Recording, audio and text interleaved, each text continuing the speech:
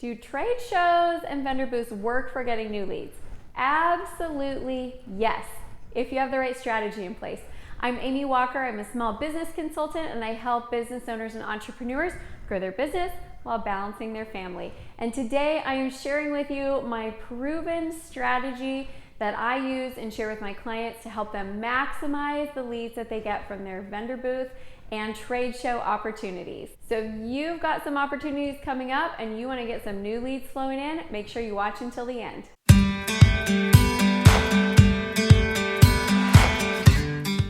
For all the tips that you need to grow your business while maintaining balance in your personal life, make sure that you subscribe to the channel and hit that bell notification so that you can be notified when new videos come out every Tuesday.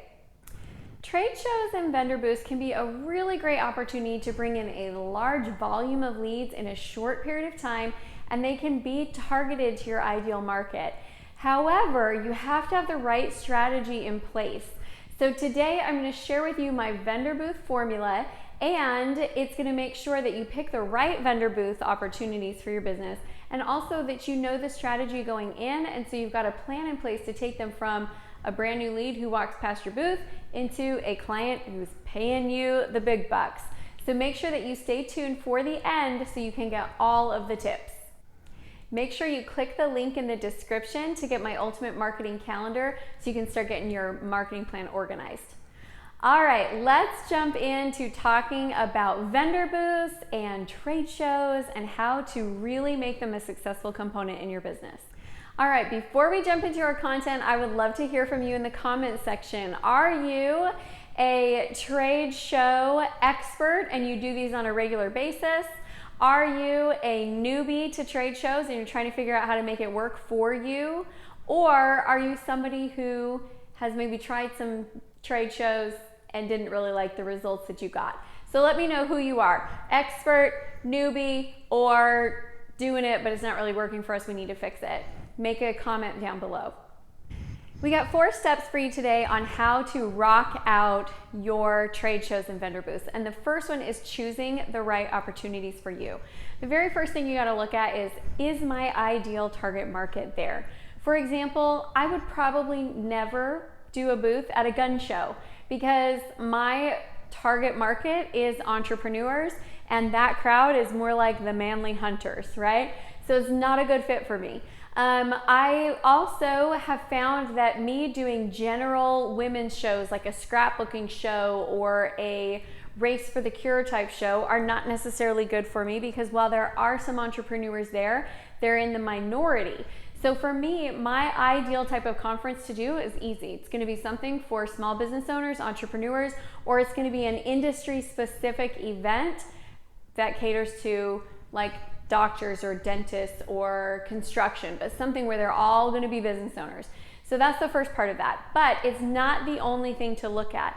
One thing that I have seen burn a lot of people is listening to the organizers' hopes of what that show is going to be. What every organizer thinks is that this is going to be the big one, it's going to blow up, it's going to be amazing. The truth is it's going to do pretty similar to what it did last year and increasing by just a little bit if they're an ongoing show. So ask about last year's numbers. How many people attended? How many vendors were there? What's the ratio of vendors to guests? Because I have been at shows where they'll tell you there's 200 people there, but guess what? 150 of them are their vendors. So you need to know what's that ratio so you can understand if that's a good trade show for you to be a part of. If it's a first year show, whatever they think the numbers are going to be, it's going to be significantly less. I just did an event, I was speaking at an event, and they were anticipating 200 people, but it's not a new event, but it's their first time in this city. They had about 40 people. So just understand that's first year numbers. So do the first year math. Whatever they think it's going to be significantly less. The last thing that I want you to look in there is like, what's the cost per attendee for you? Sometimes people look at a show and they think it's 50 bucks. That's great. And then they look at another one, they say it's 5,000. That's way too much.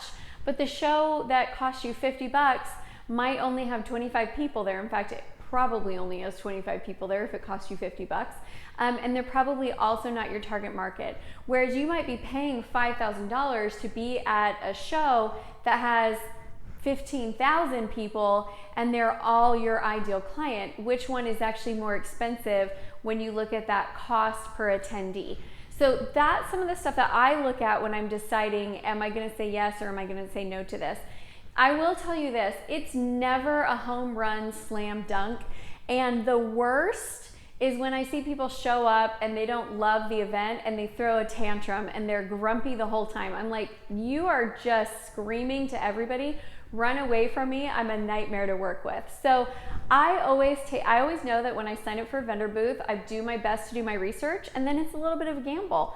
Sometimes they're great, sometimes they're not. But either way, when I show up with a smile and a positive attitude, and I am encouraging to the event promoter, because as much as you took a risk, they took a higher risk.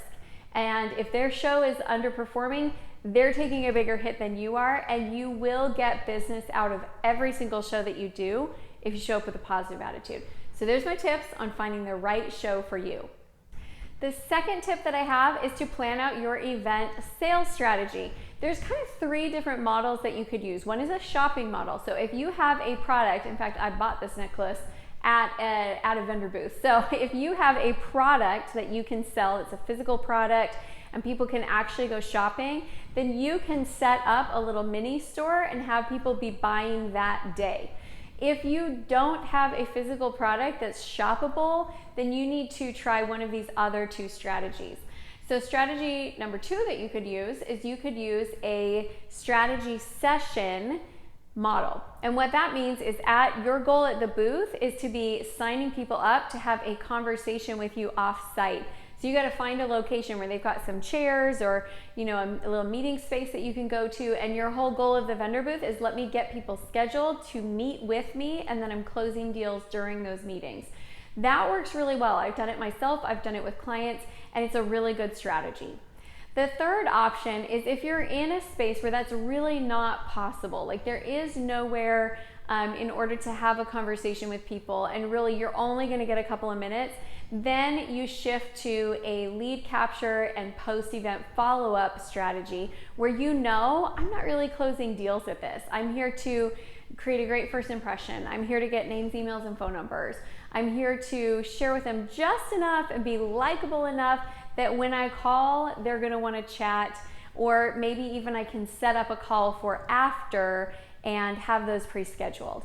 But just know, going in, a lot of people go in and they don't have that physical shoppable product, and they think they're going to sell a bunch of programs or services at the vendor booth, and they don't have a plan in place to do that, and they end up walking away frustrated and disappointed. If you know going in, I'm here to get leads, and you walk out and you've got leads, you're going to feel like it was successful. So get your strategy in place. That's tip number 2. Tip number 3 is we've got to have our lead capture strategy in place. So there's a few things that I do with this. And by the way, I believe that a vendor booth is like a dangerous neighborhood, and you should never go there alone because you'll get a little bit beat up. You'll be tired, you'll be hungry, you'll be grumpy. Nothing works the way that you want it to. So always go with a team to a vendor booth.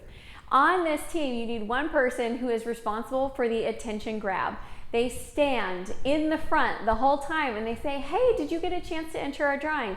Hey, did you get a chance to spin our prize wheel? Hey, did you get a chance to whatever you're doing as that attention grab activity? And you need an attention grabber. And guess what? The attention grabber is not, hey, did you get a chance to come over and listen to our 30-second elevator pitch while we talk about our products? No, you guys, that's lame. So it needs to be something that's fun, something that's entertaining. A little jar of candy in the front, I don't think is going to create the result that you're looking for. So the attention grab activity and that person who is there just to draw people in.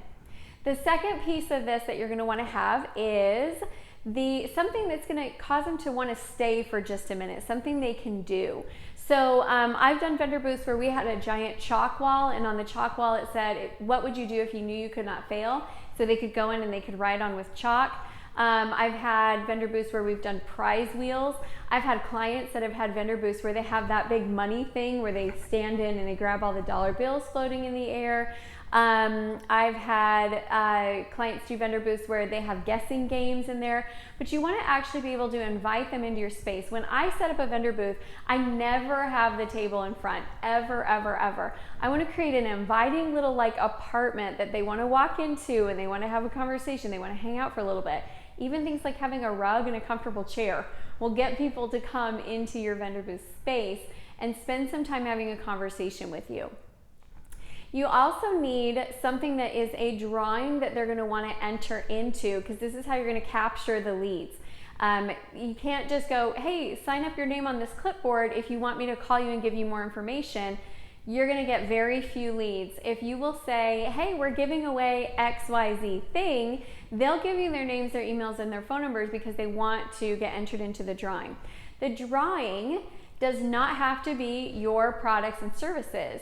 Like, it's hard for me, people don't know that they want my products and services until they know a little bit more about me. So I've given away like big gift baskets from a local bakery that everybody loves. I've given away technology. I have also given away courses, like we're giving away a free $1,000 sales course. And if the course is a high enough value, it doesn't matter if they know that they like me or not. They just know like, oh, cool, $1,000, need a sales course, boom, let's do it. So pick something that you can make exciting. It needs a visual representation. So I have seen people where they have a small physical product, like their physical product is a little teeny tiny bottle, or a little teeny tiny eyeshadow, or a little teeny tiny pair of earrings.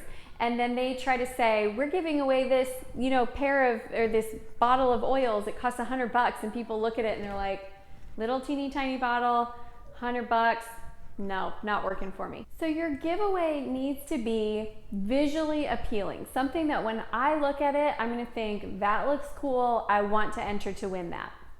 Okay, the last little bit of info that you need to know there is that you wanna make sure you have the right information that you're grabbing. So I've made the mistake before of doing vendor booths and not asking if they're a business owner. And then you get that information and you start trying to market and follow up and you're finding out, oh, these aren't even business owners, and you've spent the time calling people who are not your ideal client. So make sure on your old school little enter to win form that you have them fill out, because yes, that is still the most effective. Even if you have those barcode scanners, even if you have the text opt-in, I have not seen anything outperform a little tear pad where they can put in their information and check some boxes.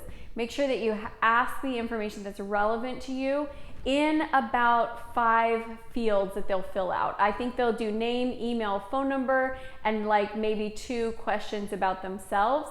And that's about it. If you've got this long form, you are gonna get a lot of incomplete forms and a lot of people just leaving because it takes too long and they wanna move on to whatever comes next.